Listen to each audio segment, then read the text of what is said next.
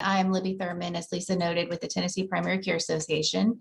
We represent community health centers, which are also known as federally qualified health centers across Tennessee.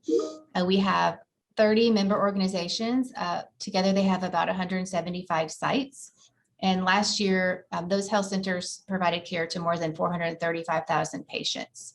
The majority of our patients are uninsured patients or patients with Medicaid, although we do take insurance and have patients who have commercial plans. We have patients who have Medicare and other combinations of those. But the bulk of our patients really are comprised of individuals with Medicaid and uninsured individuals.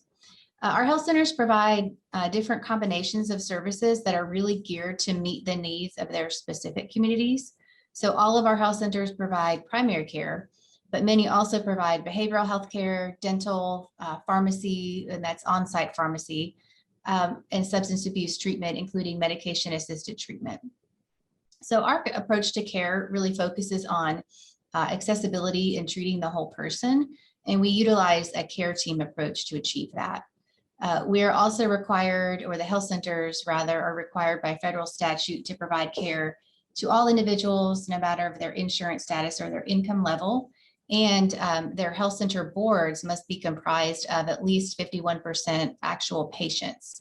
So those patients have a really important role, along with the other board members, in having oversight over the health center, ensuring that their services are actually the services needed by the area, that they're culturally appropriate, and many more responsibilities. But that consumer board is a really a linchpin of community health centers and the model that they operate under. So providing care to individuals with opioid use disorder is no exception to our mission and the way that we treat patients.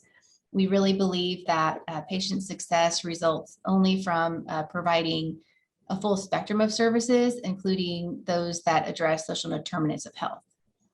Our community health centers have built medication-assisted treatment programs that really meet patients where they are and seek to put them on the road to recovery through a personalized approach.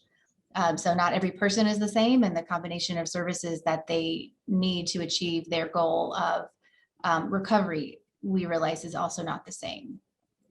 Many of our health centers are also at some level of progress with integrating behavioral health care into primary care. And in some health centers, a popular model, or one that's gaining steam, is using behavioral health consultants that come into the room where the patient is during the visit to do a rapid assessment and determine what are the needs of that patient, and are there any needs that need to be addressed. And then they in turn work with the primary care provider and the rest of the care team to ensure that there's a plan that is put into motion to address the needs of that patient. So our future goals that we continue to work on are continuing to increase access to care that is accessible. And by that, I mean there's no barriers based on insurance status or income status. We know we have some barriers related to geography. We don't have health centers in every county of the state, although we do have health centers, I think, in about 70 or 75 counties in Tennessee. But really, we want to provide care that is appropriate, comprehensive, and effective. So that's really kind of in a nutshell what some of our goals are related to not only opioid use treatment disorder, but also care in general. And that's really how we approach our work.